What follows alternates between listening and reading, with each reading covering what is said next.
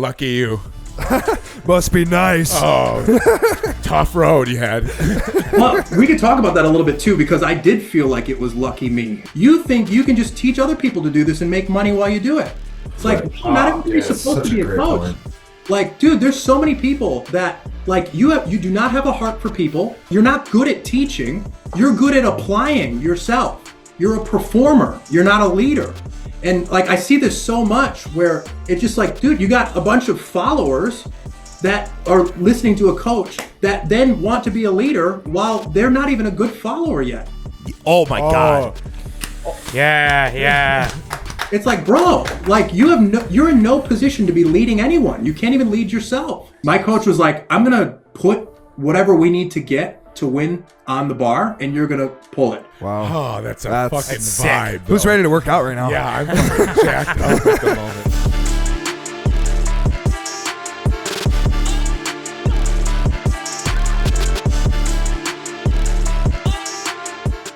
All right, we're fucking in. Right, what's up?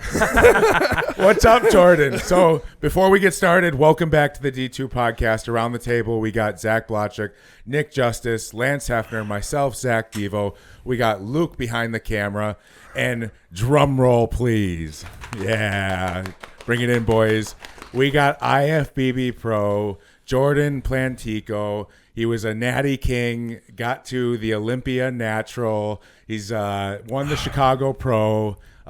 He's done a million other things. Powerlifting. Omaha Pro. He's coming from Texas. Jordan, how are you? Dude, I'm good. I'm doing really good. I'm glad to be on here. Thanks for having me.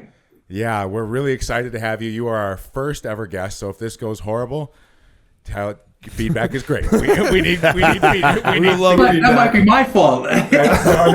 No. It's gonna most definitely be our fault. So we're aware of that. We're learning. But Jordan, if you know anything about our podcast, is that our first entire year was so. There was way more downs than ups with our technology and how we were running it. That we went like 8 episodes with no video one time because we couldn't fucking figure it out. So it's audio. Like that's why we have a producer now, and it's going so well. So this would not be possible without Luke behind the cameras, because we wouldn't know how to set this shit up for the real. Audio and the for real. Dude, and I think it's super funny because like a lot of us are online health and fitness coaches, and so like we should be relatively tech savvy. And dude, like technology is so unpredictable and unreliable sometimes. I just am pulling my hair out, or it's falling out, one of the two. But like technology is frustrating sometimes. So I totally get it. Hopefully like this learning curve has been fast for you guys, and you guys are continuing to buffer out all the kinks. Yeah, it's been a blast. It's been a journey and a half, but that's where Luke comes in. So Jordan, we brought you on today. We kind of want you to be involved in just what the Dumbbells and Doobies journey is, which is we get off on tangents, we get off on, storylines and all that kind of stuff. But we also want to ask you questions. So we want to get to know who you are. So can you give our audience, since they're probably new to who you are, a little background on who you are, what your business is, where you're at, where you're located, and all that good stuff? I love tangents and questions. So absolutely. Yes. Sweet. My name's Jordan. I was born and raised in Wisconsin, southern Wisconsin, so right outside of Milwaukee. Moved down to Houston, Texas about 14 months ago, mainly for the weather and because fitness is bigger down here, generally speaking. But so I have been competing in bodybuilding now since 2016. So it's been 9 years. And my first show was the M3 right there in Wisconsin, in Milwaukee. And then I did Junior Nationals, which was about 3-4 weeks after my first show. And that's where I won my pro card. So for as long as I've been competing, I've basically been a professional, which is, I know, kind of strange. Yeah, lucky you. Must be nice. Oh, tough road you had. Well, we could talk about that a little bit too, because I did feel like it was lucky me in the beginning. I actually felt a bit unworthy of earning my pro card originally. Sure. So it wasn't until a couple years later when I would compete. It'd be a few years. 2016 I competed, and then I competed in 2019. It was not my pro debut. I competed in 2017. I took I think 14th.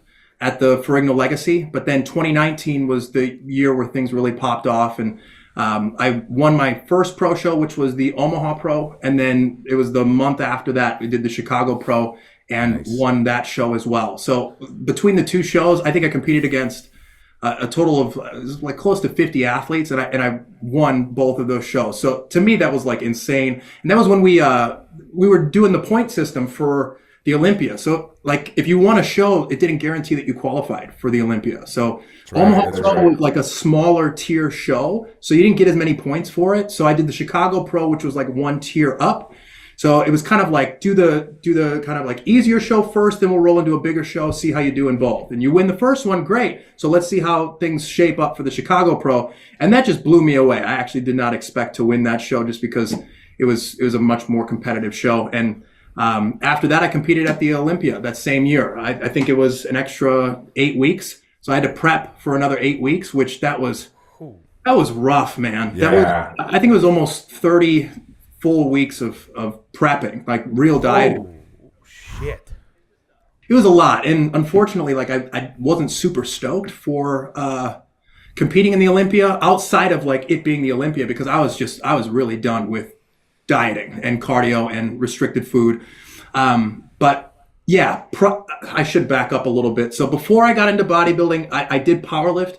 So I competed in the USAPL, and I had some very quick success there as well. I got kind of adopted into the powerlifting family at Whitnell High School. And so I trained with their team. They taught me how to do equipped powerlifting in a very short period of time. I had pretty solid raw numbers, and they taught me how to use a squat suit, deadlift suit, bench shirt.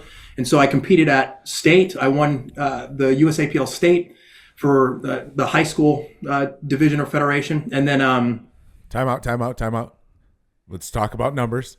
Yeah, I was about to say, let's hear some of these numbers. Hold on. Yep. Speeding through the juicy stuff. What do we get? What were our numbers at that show? So at state, it was interesting because Wisconsin, they didn't allow you to use bench shirts. So you had the squat suit and the knee sleeves that you could, or the knee wraps that you could use for squats. And then for deadlifts, you could use the deadlift suit if you wanted, but for bench, it was raw. So it was a little interesting. So I think my numbers there, I squatted like a 600. I think it was close to 600. Might have been I think it was 600.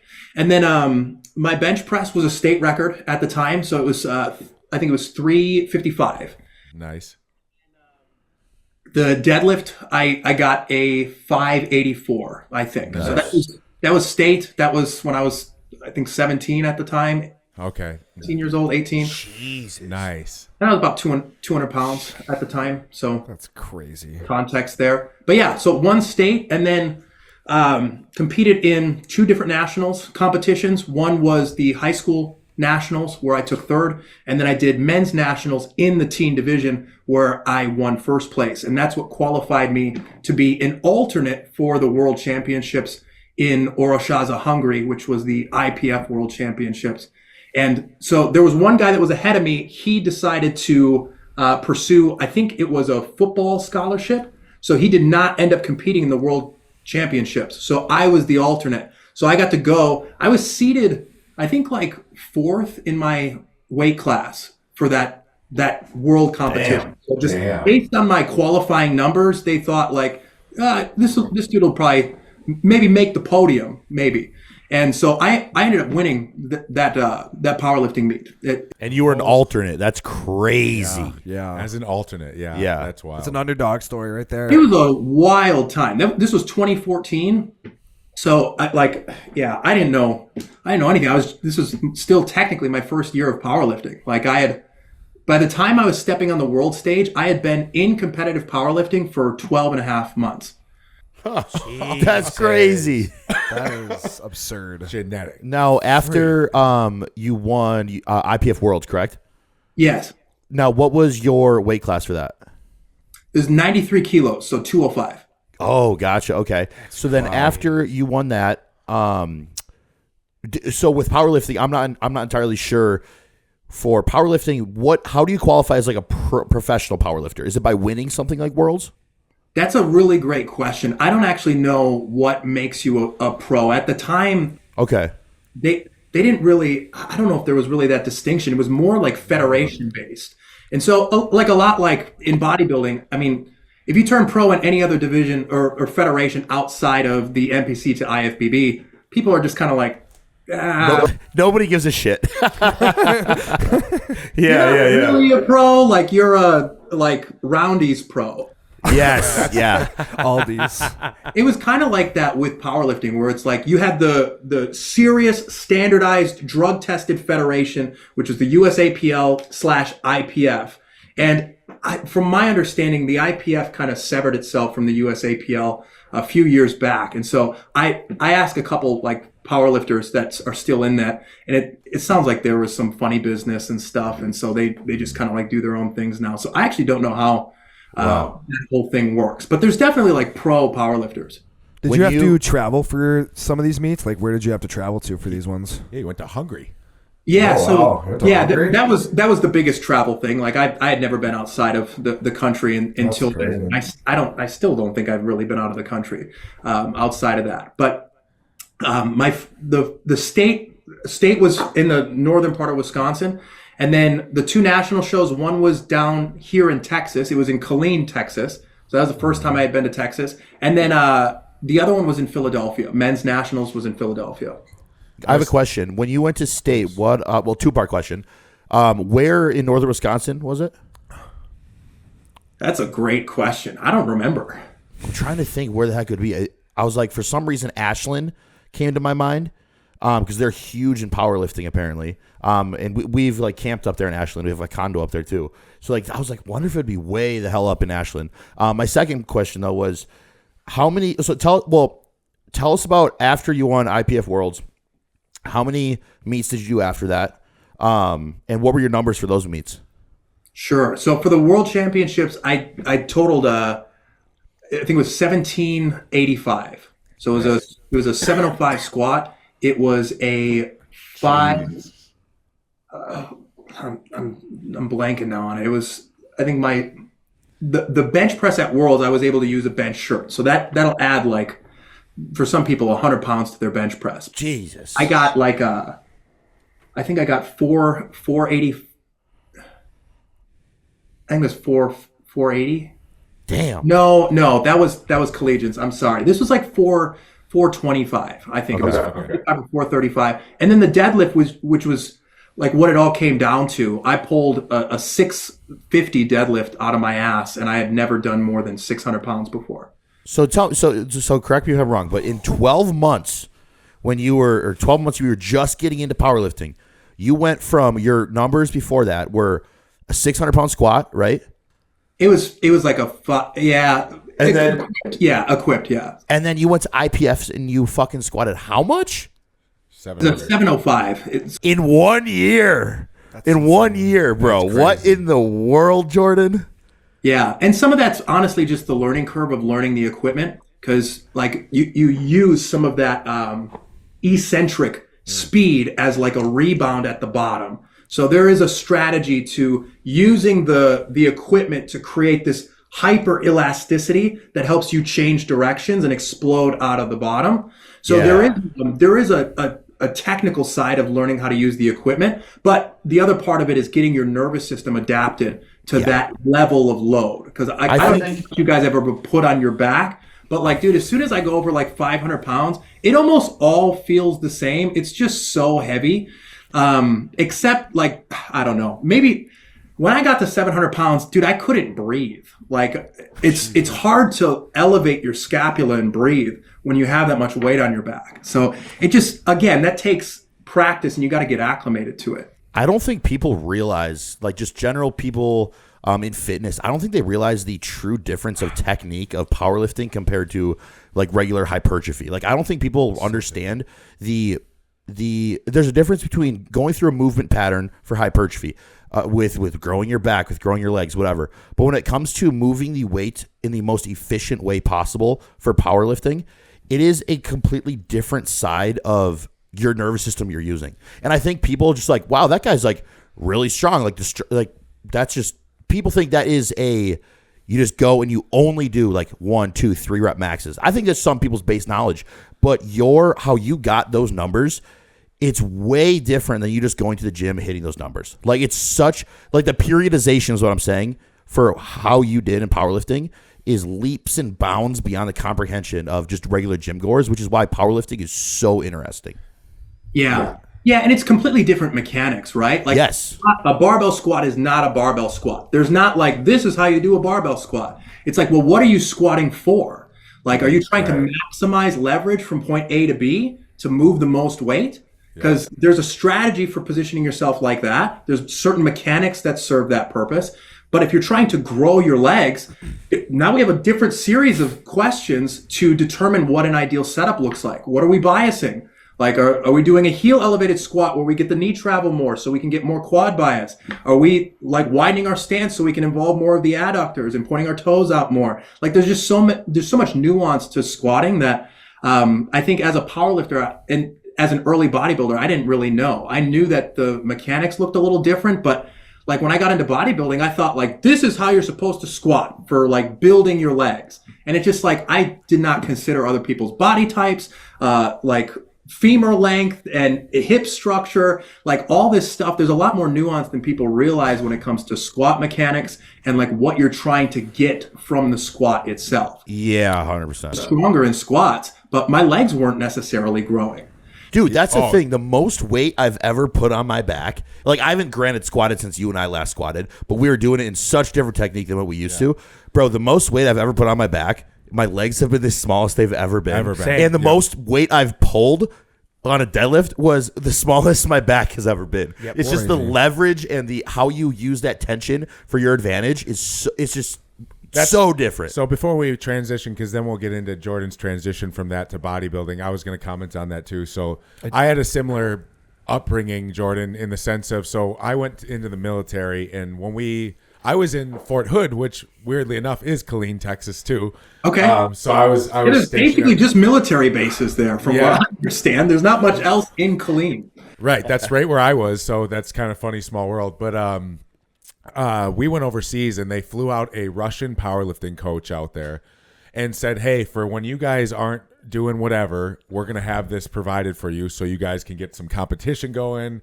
He's going to teach you guys. And then they would throw full on powerlifting comps. And my buddy was always a bodybuilding style guy, my buddy Tom. And so his deadlift was from the point of view of a bodybuilder. And so as we shifted that, he started at 315 deadlift. When we left, he left at 635. Jeez. And that's in a 13-month window. But it was all teaching him that you don't actually want to feel it on your lats. Yeah. You don't actually want to feel it. You just want to get it up. Yeah. So, bro, that's so funny because my brother, when we were working out during the lockdowns, we were in my storage unit. Morris squatting, like he's an athlete. He just played 4 years at Stout for football. He strong kid. But he was never like really into the training. He started off in the 3 months we were training in that little storage shed, could barely squat 135 pounds to 90 degrees. Terrible. By the time we were done in 3 months, he went to 405. Right. Like, and I'm like, this kid's genetics. He's natural. He's never done this shit before, and he got it like that. I'm like, it's blows my mind. It's so crazy, just like your buddy. Right. Crazy. Jordan, I do have one question. So we're talking a lot about like the mechanics side of things on how to train for powerlifting. Moving that type of weight, I feel like you really need to get into it mentally. So kind of just give us a walkthrough on, before you go out into that platform, how are you getting prepared mentally to get that weight up? Because that's a whole different ball game when it comes to like the weight we're using for hypertrophy, right? 100%. Like we're obviously still getting involved like mentally and really trying to get to that dark spot to like get that set right. But like moving 700 pounds, like how are you getting your mind right? Like what do you think about like when you could die with what you're about to do? Right. Like literally, like I don't like. I'm about to die, and I better fucking dig to get this shit up. What's going through that head of yours?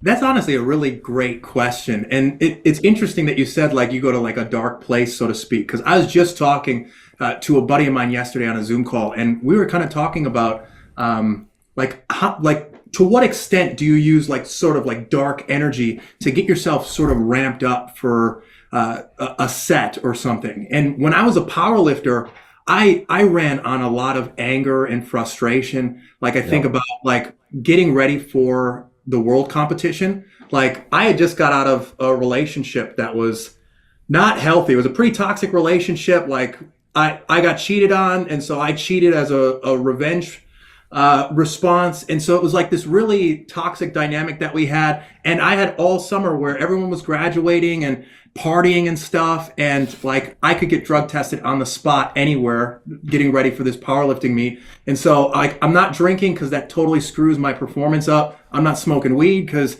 like you'll literally get kicked out of the world competition if you get test positive for that. So like that whole summer was just a blur to me where like I was upset. I felt betrayed by the person that I had dated through most of high school. And like a lot of my friends were leaving and going to college and stuff. And so they were all kind of like trying to live up their last summer together. And I'm here trying to train for this world competition. And so I felt a lot of FOMO and frustration with that.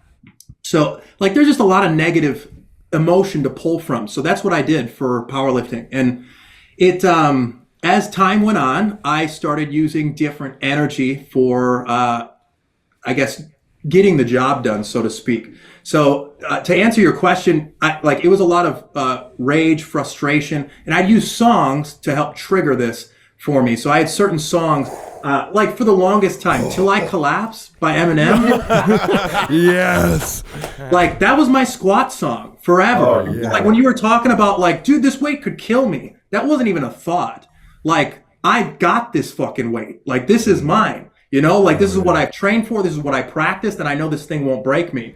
And so like that was kind of the mentality. You can't go into the lift like I might not get this. Like this is really heavy. Because like in my experience, I always performed best under pressure, and so I never pulled PRs during practice. So like when I was at the gym, like there was a ceiling that I just couldn't get past, but when I had the adrenaline, like when I had the stage, when the pressure was on, like, man, like I showed up and I didn't disappoint myself most of the time.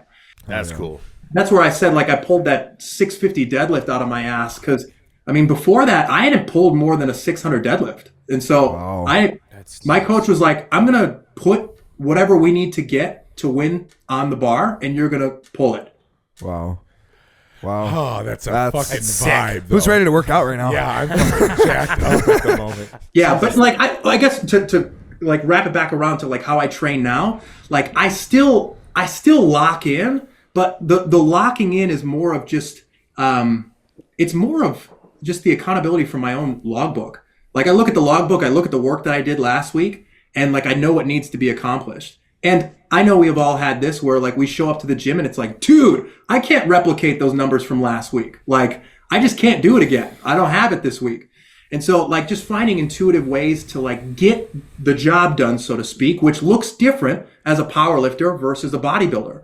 In powerlifting, like you probably don't want to compromise on the weight, but as a bodybuilder, we're looking for training stimulus to grow. So it's like I can accomplish that in almost any rep range.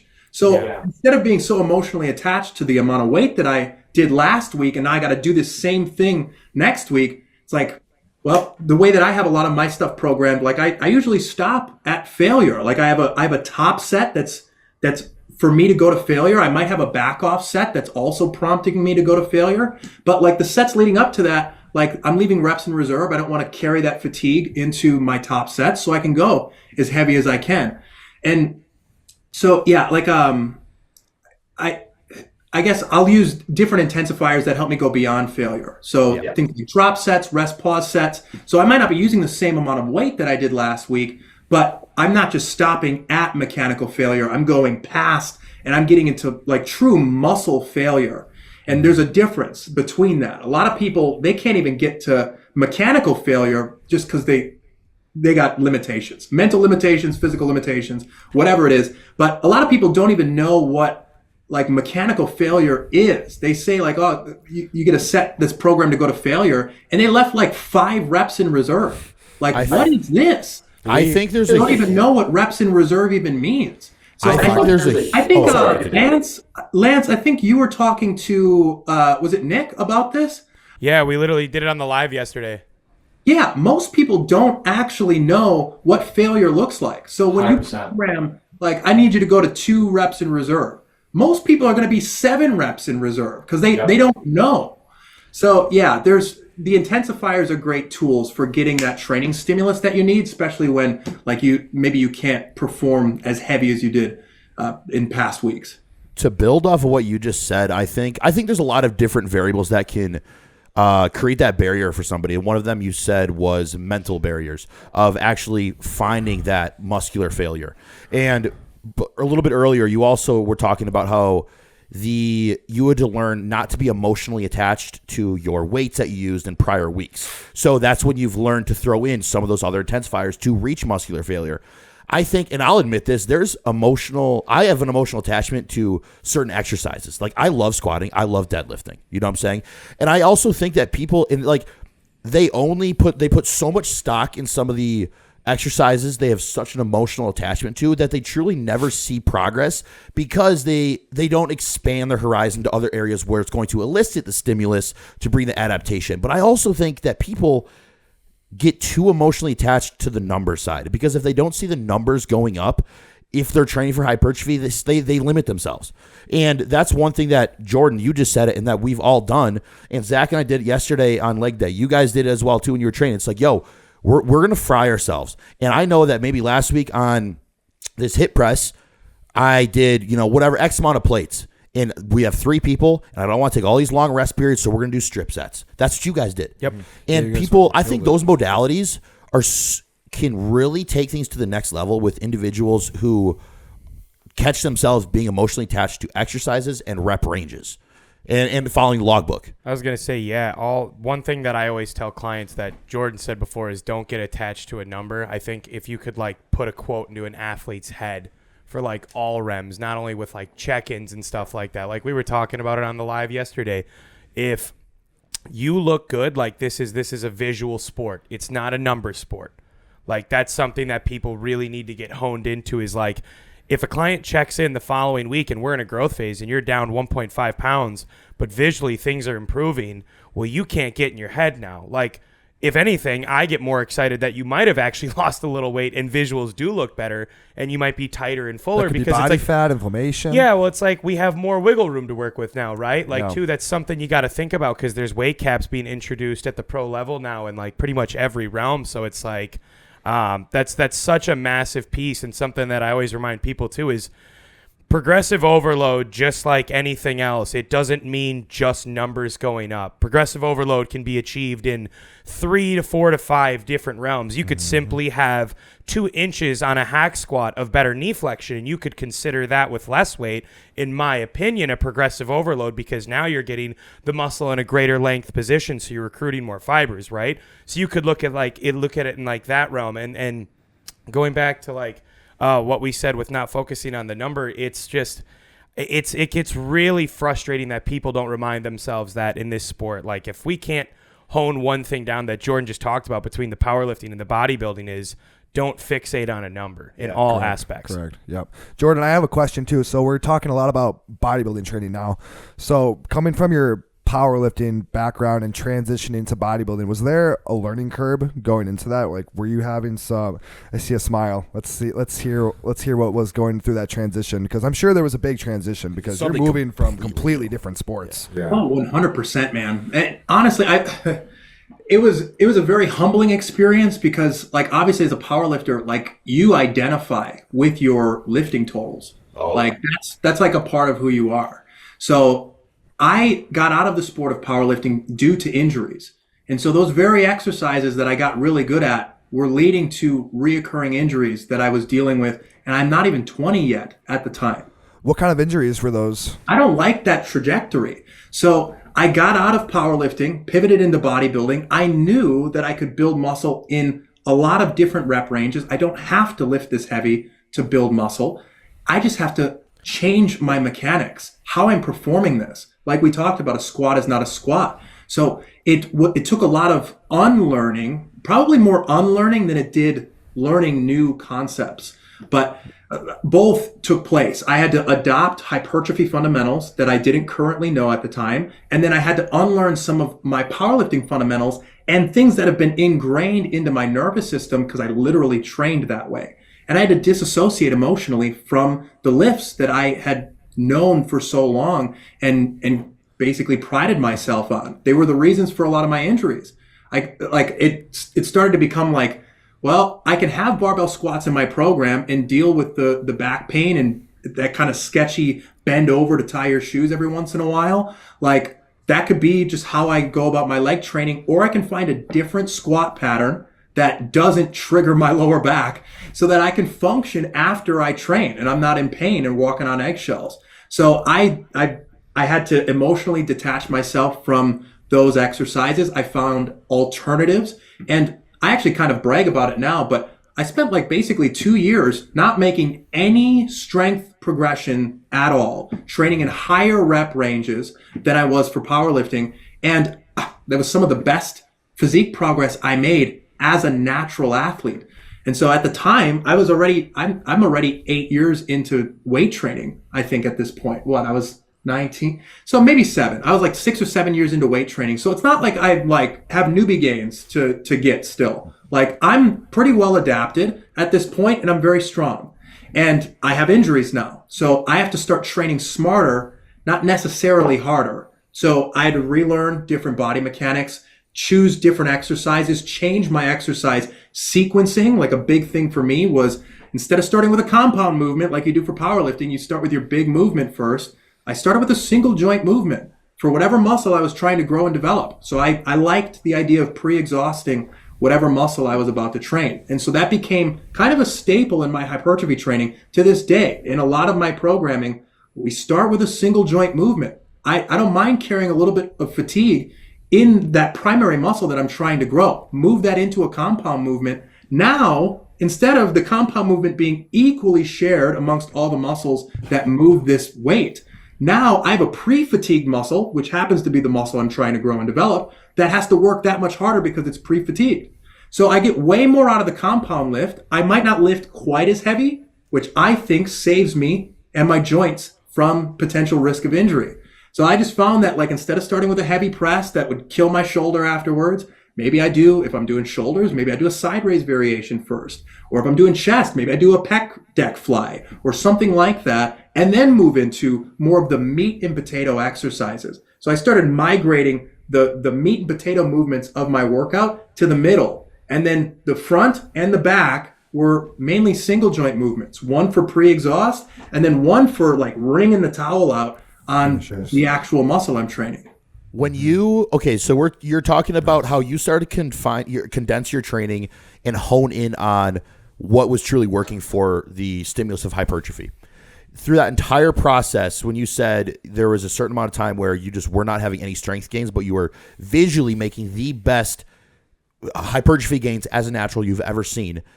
I mean, a lot of people like Fouad, for example. Fouad learned a ton from training from what's his name out in Ohio?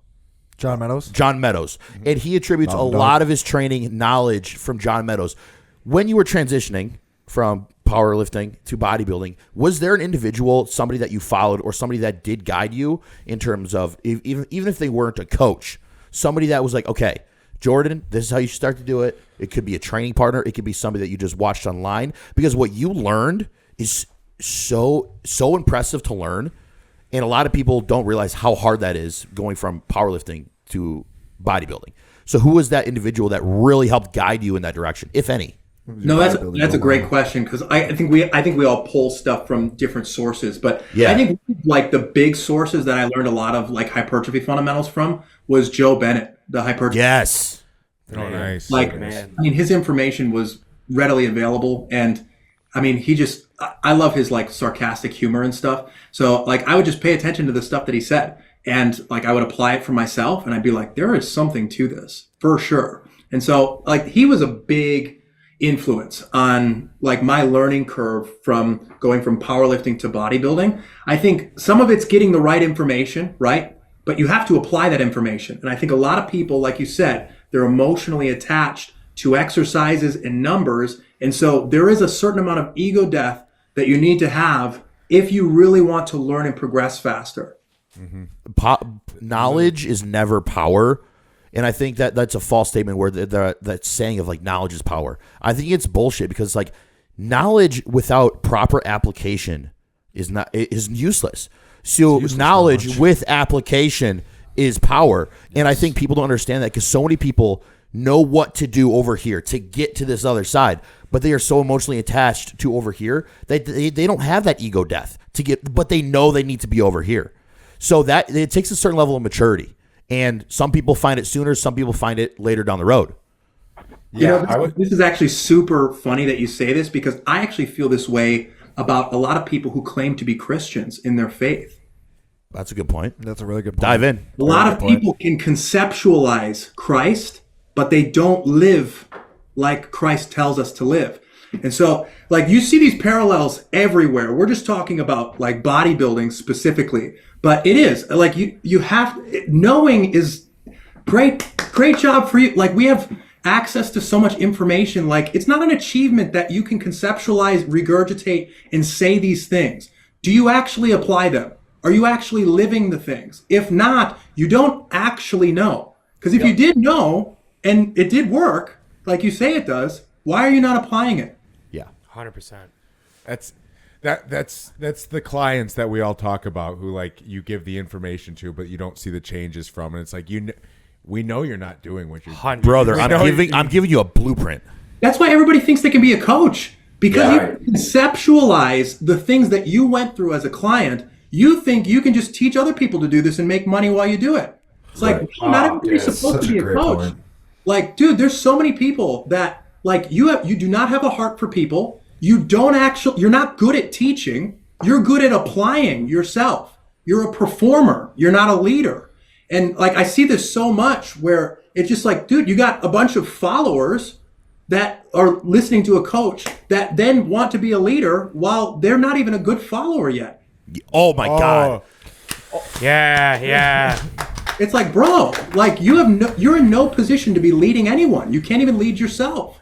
And sometimes it's it's that dynamic where, like, that coach needs to develop leadership. Leadership is a skill. It's not anything that's inherited or passed down. Just like discipline. Discipline is a learned trait.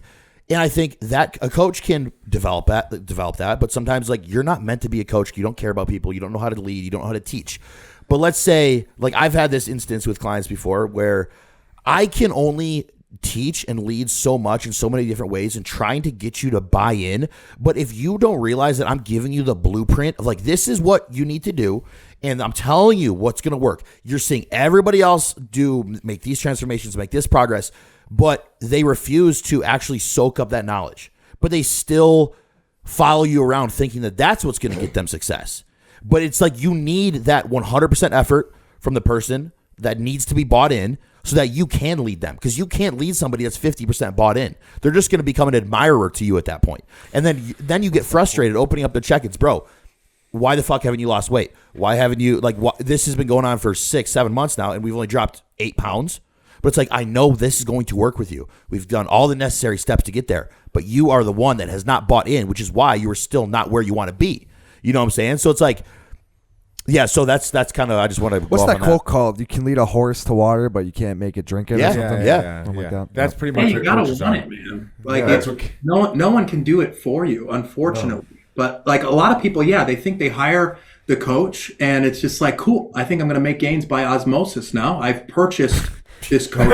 So, like, the gains should be coming now that I'm associated with this coach. And it's just like, no, bro. Like, now you have a roadmap. Now, like, you don't need to guess. You don't have to think so much. Do I cut or do I bulk right now? It's like, bro, they're doing it all for you. They lay it out for you. Do the thing. If you can't get yourself to do the thing, we have a completely different problem. Like, you have an ego problem. You want your steak, and you want to eat it too, instead of actually following the plan that's been spoon-fed to you. So many people. Right. So many people don't realize, like, the roadmap. You have to literally get out of your own way. Screw your preferences, execute the plan, get the insights from that, see how well it works. Like, it's so funny. Like when I have clients that, like, they finally, like, okay, I think I actually have to take this seriously. You know, like, I tried doing 60% of this and I'm not getting the results that I like. So then I did 70% and I still don't really like the results. It's just like, just I'm not saying you got to be 100% all the time. Like, I don't like all or nothing mentalities. But if you hire a coach, stop just playing with it. Do it. See what's possible. And you can always throttle it back when things get crazy. But I think people do so much of a disservice to themselves because they don't actually apply themselves. So like that becomes their belief of what's possible. It's like, no, you just don't apply yourself. And they think there's some special snowflake. Look at all these other people getting results and I'm not. I must have certain problems that are just beyond your scope. No, like, bro, you literally have mental limitations that you're not allowing yourself to break through. And sometimes coaches are really great for being a mirror for that. And people will come to that realization themselves and then they'll make a lot of progress. But some people do need to fail in their coaching journey. Oh, facts. Ownership. So a lot of people think like, bro, I didn't get the results that I wanted from this coach. So like, I think coaching's kind of a scam. It's just like failing a test, man. Like your failure in the test now points to the fact that you have something you need to work on. Maybe you didn't communicate very well with that coach. Maybe you weren't super honest with your biofeedback and your check-in assessments. Maybe you didn't actually try as hard as you think you did, right? There's so many things on the client's end that like they just don't want to take responsibility for. So hold on. It's a two-sided street. So you've pointed out that, yeah, it's definitely an ego problem, right? That's something that a lot of people run into. What were your tools in your tool belt that helped you defeat? Because we all had to defeat it in our own ways, and kind of get it under check. What were your tools that you utilized to do that? Because we pointed it out as a problem. Let's give some solutions and techniques then That's not, yeah. to reroute that problem in people's mind if they can take something away from today. What did you use? 100%. So I used failed relationships. Sure. The coach I'm working with now is not the first coach that I ever worked with. And so I've had past fallout with coaches, and not all of it was their fault. Some of it was my fault. I did not communicate very well. I wasn't willing to be open enough with that coach to give them genuine feedback. I gave them true feedback, but it wasn't completely genuine. I wasn't completely honest about it. And they probably weren't completely honest with me in certain instances too. Things were said behind closed doors that weren't told directly to me. So it goes both ways. Again, this is a two-way street. This is a relationship that's reciprocal. And so, like, I think the biggest thing for me was working with a coach, got some success. That relationship did not work out. What went wrong? Well, I got to find out what I can take ownership for. I could have communicated X, Y, and Z better. I could have been more stern with this if I wasn't so worried about pleasing other people or maybe like not wanting to question the authority of my coach, right? Like there's things that I could have said or done differently. How did you get to that point though? That into the next relationship. I have a question. So you did what so many people never get to do though. And that's reflecting upon yourself instead of pointing the finger. You know, how was there a certain time period where you started to realize, like, man, these past two coaches, I was putting most of the blame on them. How did you reflect? Like, did something happen with a certain coach, or did you just reach a certain level of maturity? It's like, okay, if I have this potential, I have to reflect on myself. Almost everything. Yeah. My accountability. How, like, so many people don't even have that accountability into their 30s, into their 40s. And that self-accountability came very young for yourself. It came very young for us. And a lot of other people out there. What made you turn the finger back around? Exactly. Yeah. Well, that's a great question. So I don't know. A lot of people may not know this about me, but like being an online health and fitness coach is not my first business. I was in a network marketing company when I was like 17, 18, and it was a leadership and personal development company. And so we sold digital products and services that help people with leadership development, personal development. And so there was a lot of self-help. There was a lot of personal responsibility, ownership. And so I found out very quickly through, like, you see a lot of these books back here. Like the first year I got into that company, I read like 25 books in a 12-month span. So I was reading like 2 books a month. I was an animal, dude. I was just like devouring stuff. And you just hear reoccurring things. And I had never heard of anyone being super successful pointing the finger at anybody. And so it all came back to like, even if it wasn't directly my fault, I try and find what I can take or salvage from this that I could have improved. And I do this now to this day still. Like when I'm working with a client, a problematic client who has their own stuff that they need to work through. And I ask myself, whether we're working with each other still or they go their own way, I ask myself, what could I have done better? What did they need that I wasn't able to offer them? Or like, I just try and be really constructive with how can I be a better coach? Maybe I need to find a way for people to be able to ask for help without saying help, right? Like, how can I get people to like raise their hand and say like, hey, I'm not really doing great right now. I might need a little extra support. How do I do that when a lot of my clients are guys and they don't want to ask for help because they have an ego, right? How do I create space for someone to raise their hand and say like, yo, I'm kind of like struggling right now, without actually saying it. So that personal development background for me was huge for me, just being honest with like, what do I need to do to improve? And so again, just going through all these different relationships, it like you just ask yourself, intimate relationships, coaching relationships, what went well? What didn't go so well? And now I can better vet the next prospect or coach or relationship that I get into. I'm much more clear on what I do want and what I certainly don't want. And that just helps me filter things better. I think there's something so powerful in that. And even commenting on the books that you read too, the repeating themes, that's something that I've talked to like Lance and my fiance about, is the repeating themes in these books that allow you to self-reflect. So Jordan, we had talked about a couple of months back or a couple episodes back, there was a statistic that only 10 to 15% of humans can truly self-reflect. That's crazy. They actually have a problem where they're envisioning what they want to view, not what they actually are, because they're not truly self-reflecting. We just had a leadership, so where I work, I'm a division sales manager. So we just were going through some statistics from the past year, a survey, and it said 90% of managers say they are good communicators.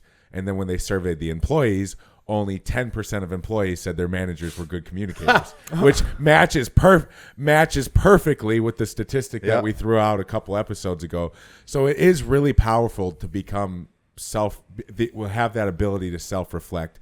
And those books and the constant actually practicing what you're preaching, not only does that set you up then to what you are, which has been a great athlete, because you're holding yourself accountable in your personal life, your business life, and you hold yourself accountable to the plans, and you can see how that molds your entire personality and being.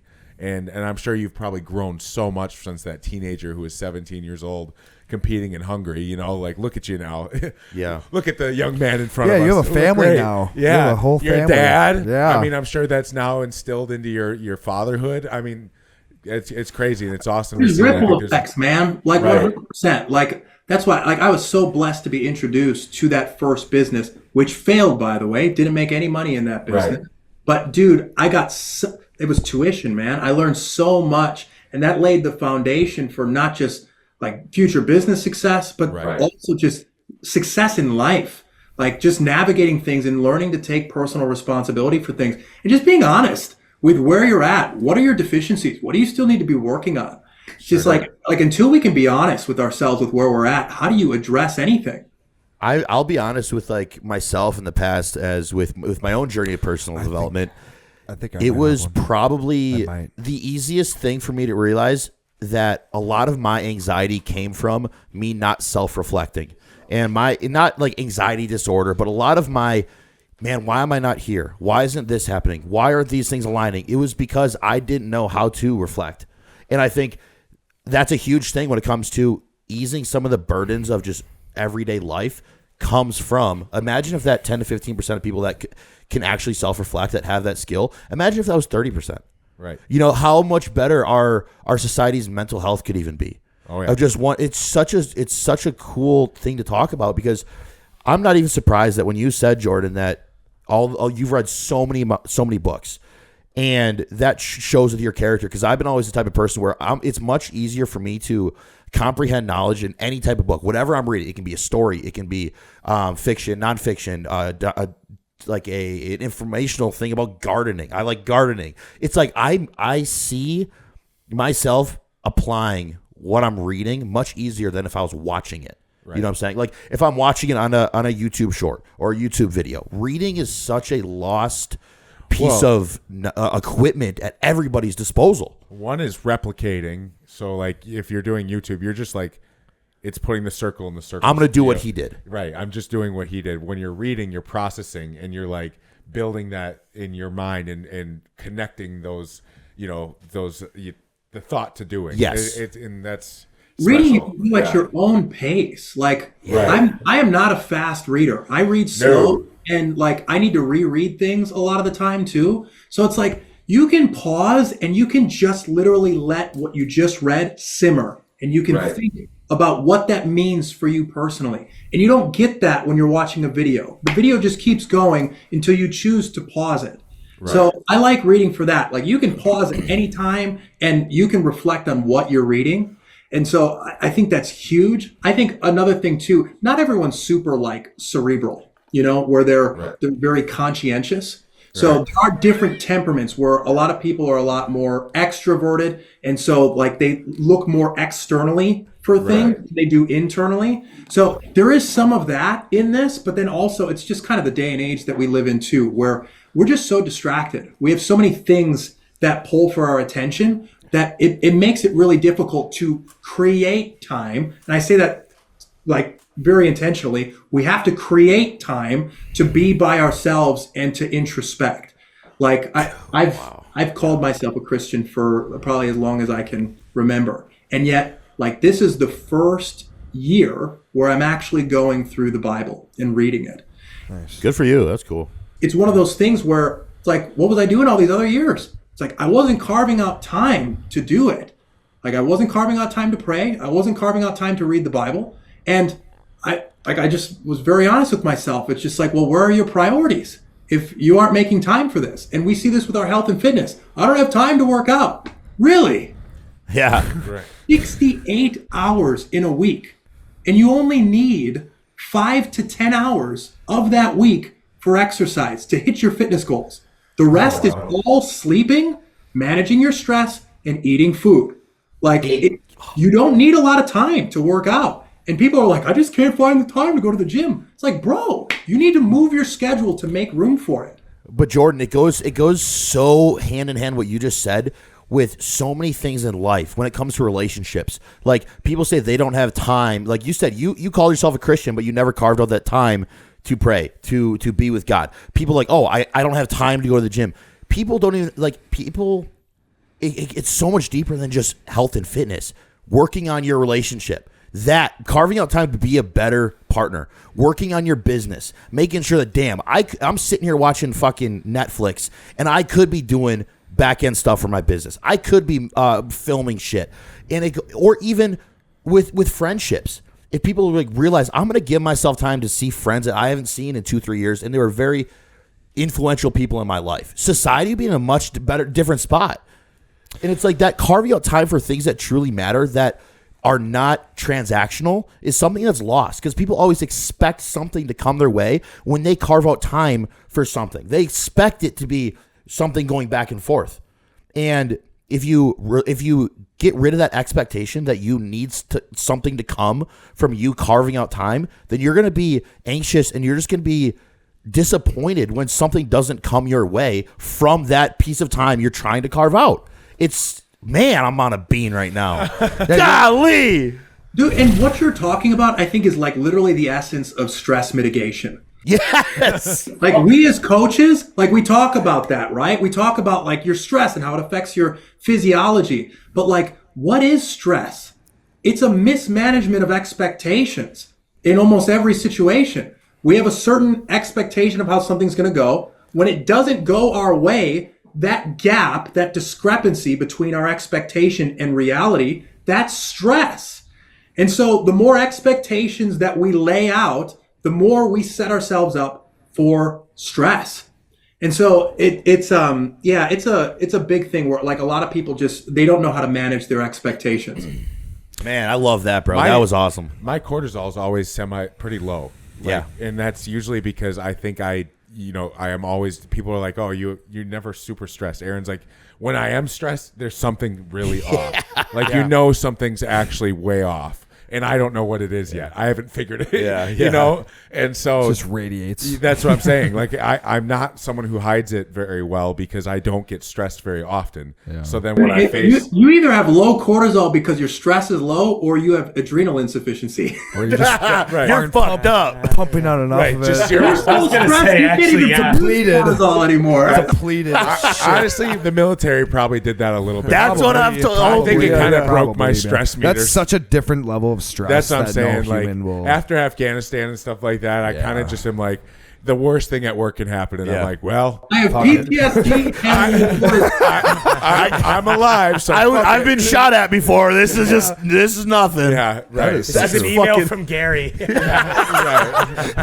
Yeah, but I don't know where I was going with that. That's Anyways, hilarious. Yeah, let's I go. wanted to ask him. Yeah, that's yeah, awesome. So we've talked a lot about your powerlifting and your bodybuilding career, and we touched on the dad stuff and what like that. But I would love for the audience to get to know who is Jordan outside of being a husband, being a dad, being a full-time coach, being a full-time athlete. Like, what do you do for you? Like, where do you get to, like, when you get a little bit of free time, if you have any, now being a dad and everything like that. Yeah. Where what do you do for fun, man? Like, what does Jordan look like outside of all the business stuff?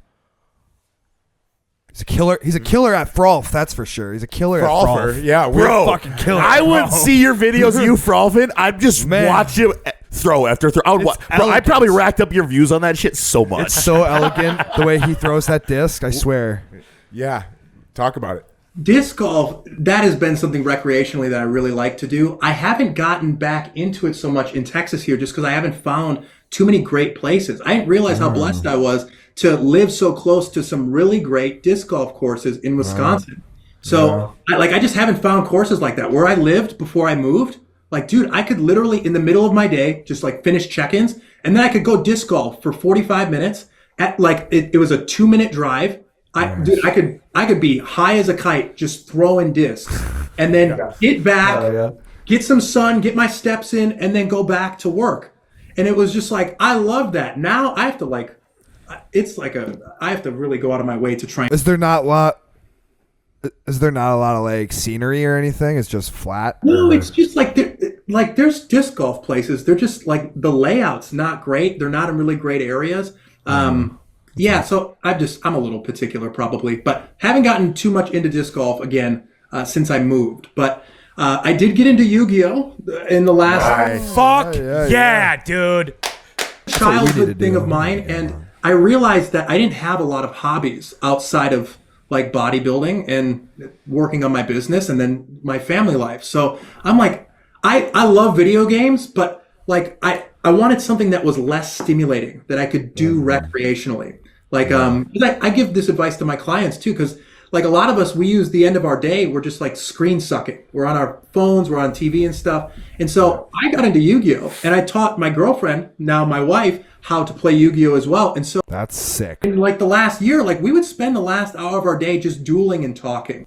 That's so is sick. sick. Oh my god. That's goals. Off all the unnecessary lights so we can get our melatonin cranked up and we can get ready for bed, take my evening supplements. And then like we'd pick whatever deck we wanted to play this time. And like we would just play several games of Yu-Gi-Oh! Cool. And so that's been something recreationally that I've been doing for a while. But video games, video games have had my heart since I was a kid. Like I'd give up summers to certain video games, like World of Warcraft. I'm a big Assassin's Creed fan. I like playing Call of Duty. So I don't have the time to play them anymore. And honestly, like I've run my PS4 into the ground, and I'm kind of like I'm like stubborn about it. I'm like I'm not going to get the PS5 yet. I got a lot of dangerous. stuff on, and so like there'll be a point in time where I get back into video games, but I haven't really been doing much of that either recently. So what I do now outside of like family stuff, bodybuilding, and coaching, like a lot of it has been just building my faith. So like I said, I've been in the Bible a lot more. So that's how I usually start my day. And I just have periodic discussions with my wife about what we're both reading, because we're both digging into the Bible. Like I just finished the New Testament. Now I'm going back through the Bible, but this time I'm going through it in chronological order. I never went through the Old Testament. I could never make it through. Like I get lost. It's like there's parts that are really boring to me. And so I'm just like, I get through like Genesis and I'm like, I just can't, So I'm going through chronological order now. And now things are making a lot more sense because the Bible's not in order. So like being able to go through it in order, there's an app, there's the Bible app, and there's a certain, there's a plan. It's a 1 year walk through the Bible. It's called the Bible Recap. And so I'm going through that right now. I'm on like I think I'm on day 11 right now, but they give you like 3 to 5 chapters to read with kind of a devotional video attached to it. And then there's like a reflection that goes on as well. So someone talks to you about what you just read and she gives her perspective on what's all going on. And I didn't realize this about the Bible app, but like if you don't feel like reading, like you can literally have the audio read it to you. So nice. Like it really helps me get through stuff when maybe I wouldn't otherwise have the attention span for it. So I've just been like really heavy into my faith probably the last like it's probably been the last year or so. I got rebaptized June of this last year. So it's like it's been ever since then. I've just been a bit more aggressive in my faith. What's been like the biggest thing for you when it comes to really digging into your faith? Like what was the trigger point for you there? That's a great question. So I had heard a sermon from Pastor Philip Anthony Mitchell. He's the pastor for 2819 out of Atlanta, Georgia, if I'm not mistaken. And he's a very convicted preacher. He has a really great background story too. But he just says it how it is. And he had explained kind of the relationship that we have with God and how a lot of people, they know what God did and they say that they've accepted Christ as their Lord and Savior. They go to church on Sundays and stuff, but in their life, you can't actually see them like living and integrating the scripture and the law that God's given to us. And so somebody told me, like, if you had somebody that died for you and like you literally did not deserve it, like we all deserve hell, condemnation. And this person that wasn't just a person, that was God, came out of time, into flesh, which limited his power. And then he lived a perfect life, died on a cross for our sins because we couldn't save ourselves, and then rose again 3 days later and appeared to over 500 people and then basically said, like, here's what I want you to do, the Great Commission, go out and make disciples, like spread this message to not just the Jews, but the Gentiles as well. Like anyone can receive this free gift of salvation if they only believe in me. And I don't know if you guys have ever heard of the law of belief, but the law of belief says that you will act in correspondence with the things that you believe. We all do. And so you can see in someone's actions what they actually believe. And so I had to ask myself, I call myself a Christian, do I live like Christ? Not that I'm perfect, but do I aspire to be holy and righteous on a regular basis? Am I honest enough with myself to repent of the things that I'm actively choosing to do that go against the will of God? And then repent. So not just apologize, but turn away from and go a different direction. And so when that was told to me, and basically someone said, I think it was Pastor Philip who said, like, what kind of love, how do you reciprocate to someone who did that? You can't do anything to earn this sort of like grace. Like you have to accept it. And then once you accept it, what do you do with that? And like, if my response is to live like I've always been living, continue to stay in my sin and not like pursue a holy or righteous life, am I really saved? Do I really believe? And so I had to ask myself that question. And because my actions weren't aligning, because I had a girlfriend of 5 years, not engaged, still having sex. It's like, these were things that it's like, I'm living in sin, and yet I call myself a Christian and I think I'm saved. And so this like really convicted me. And it got to a point where it was maybe a little bit toxic, where I was a little bit afraid that I wasn't saved. And so there's a little bit here that I had to wrestle with, which made me then go to scripture. Like, I don't understand this enough, and I'm biblically illiterate, and so I'm going to read this Bible, and I'm going to figure out for myself, like, what God actually says in his word. So that's been my pursuit. And through that, I went through the New Testament, since to me, it's just a lot easier to digest, and that's the gospel, at least the gospel's in the New Testament. And so, yeah, man, I just go through that, and it's just echoed all throughout the New Testament about what, like, we should and should not be doing. And just because we're saved doesn't give us a license to sin. And so, like, I got all this stuff, and it's just like, it just started making sense to me. So that's when I decided to get rebaptized, and because I was baptized as a baby, as a Catholic, and now I probably have more like Protestant views in the sense that. Yeah. Jordan, I love to hear that. That's pretty cool. He's our producer behind the camera. That's Luke, by the way. Yeah, so let me get in. Hold on a second. See if I can get in. Get in the If camera, you can see me here. Not yet. Keep coming. Has he ever shown his face in front of camera? I'm Luke. Nice to meet you. This is the first time. Come on. That's great. He runs Campfire Council podcast, which is a religious based podcast too. Yeah, go ahead, you should check it out, the Campfire Council podcast. But I liked how you just mentioned it applies to anything. It doesn't have to necessarily just be Christianity, religion, but when you say you are something, but you don't back it up by your actions and words. So it's nice to hear that there's someone out there doing that, but it just sucks for anyone. And sorry, it's hard for me to hear you, so if I talk over you, but when a lot of times when people put a bad taste, whether it is Christianity or with bodybuilding or whatever it is, when they say they are one thing but they don't back it up. So I think it's super important. That's a great point. If you are something, do your best to evaluate and really reflect on who you are, because people see it and they hear you. And you don't want to put a bad taste in any of that. So I love that. I think one thing for myself, like Jordan, personally myself, I wouldn't consider myself religious for a reason, is because I was baptized Catholic when I was a baby. And that was more so just like a tradition thing in my dad's side of the family. My dad's side of the family is very, very Catholic. My mom's side of the family is more so evangelical, like Lutheran. But my entire life I grew up in a Lutheran church, lost the faith throughout college, self-induced for sure. But it's one of the things for me where it's like I started to realize, like, if I act like a huge thing for me of putting I don't like putting a lot of labels on things when it comes to political ideology, when it comes to religion, stuff like that.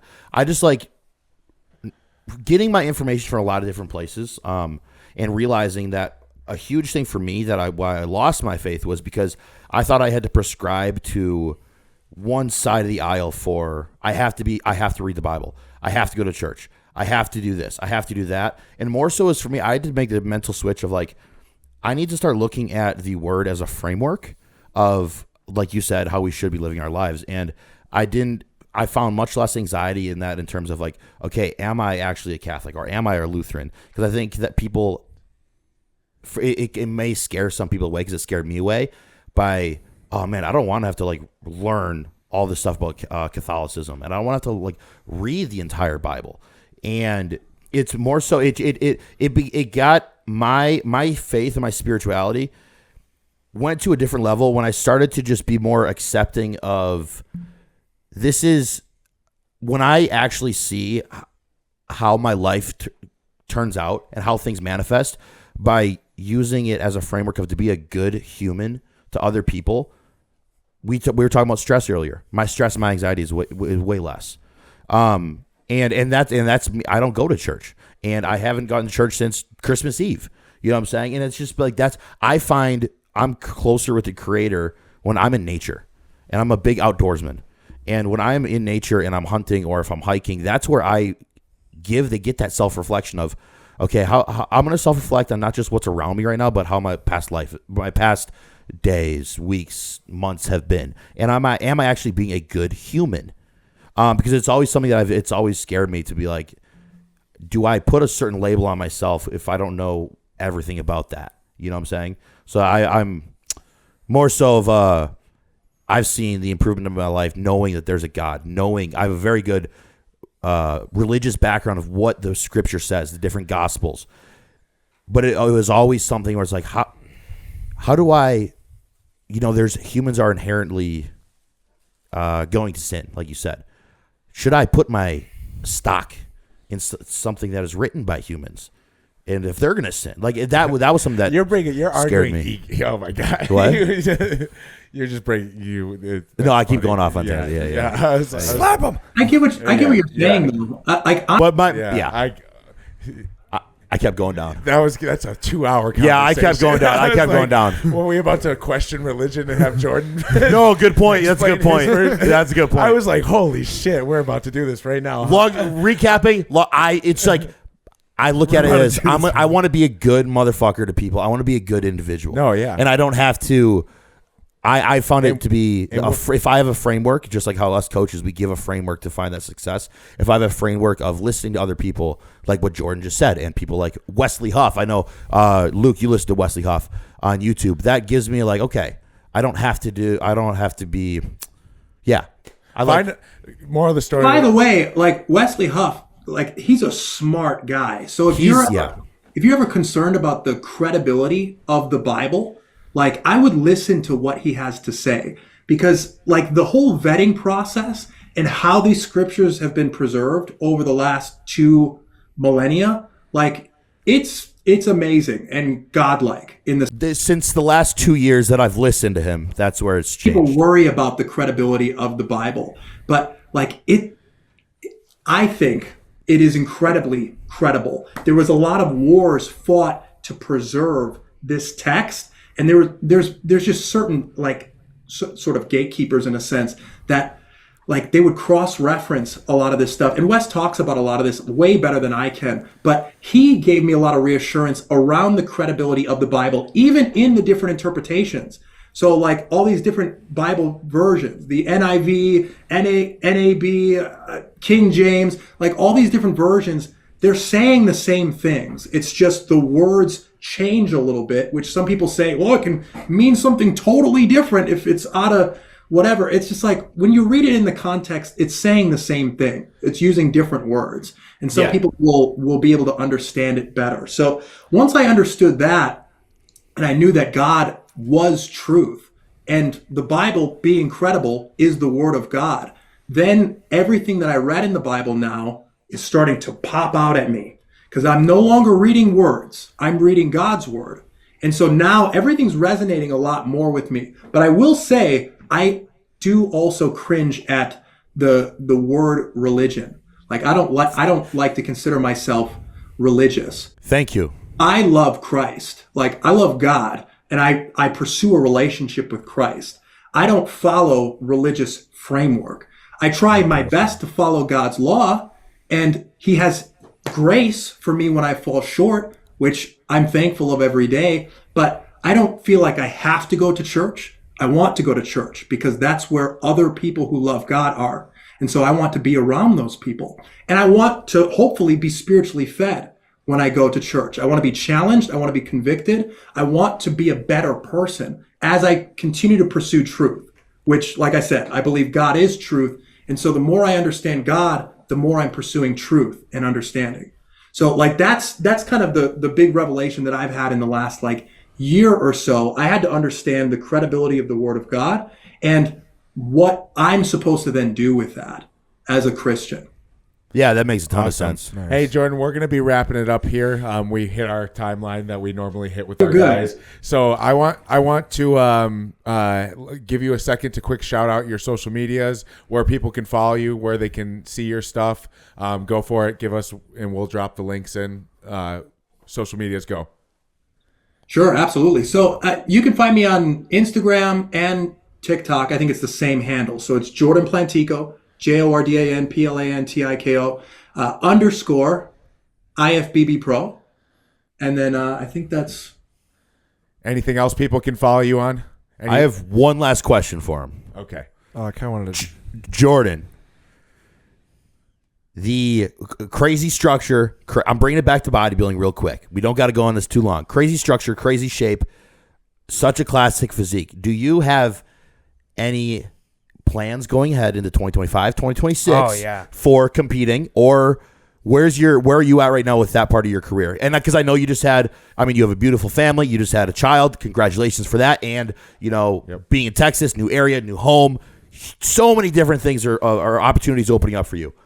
Do you think that you're going to open up another opportunity with competing this year, next year? Yeah. So as it is right now, like I don't want to give like an official yes, but like right now, because it's conditional. There's things that need to line up and be in place for me to say I am competing this year, but it's my intent to compete this year. I want to. Let's go. Fuck yeah, dude. He's back. We have the cutoff that's, I think, in September. I think it's like September 14th or something like that. I'm going to be competing on the other side of that cutoff. So I'm not going to try and qualify for this year's Olympia. The idea will be to qualify for next year's Olympia on the front end of a brand new season. Fuck yeah. Nice. Let's go. Go do it. That's the plan right now. And so, yeah, there's just there's things that need to happen between now and then to make sure that I can for sure do that. But that is the intent right now, is to compete in 2025.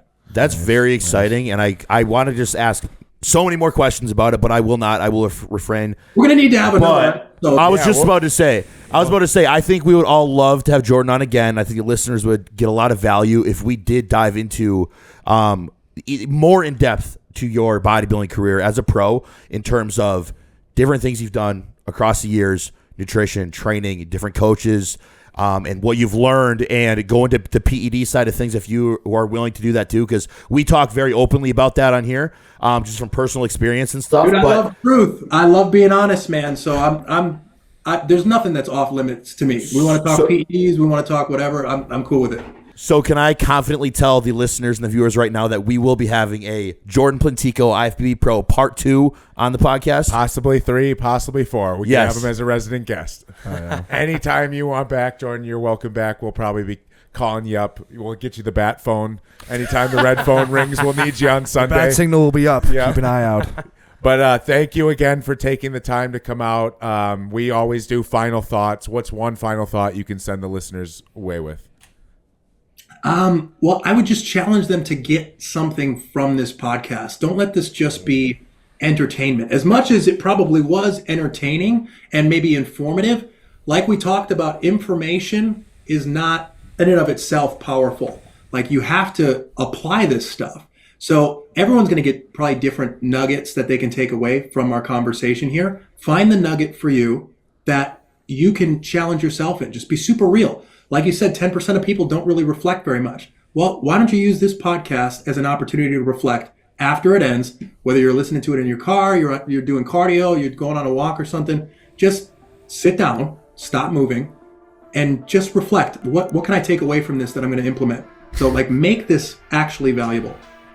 I think that's perfect. Fuck yeah. Like, follow, subscribe, give Jordan a follow, stick in and follow him for the 2025 comeback that hopefully, fingers crossed, we'll be seeing as the stars align. I want to travel to it, bro. We're going to be following very closely.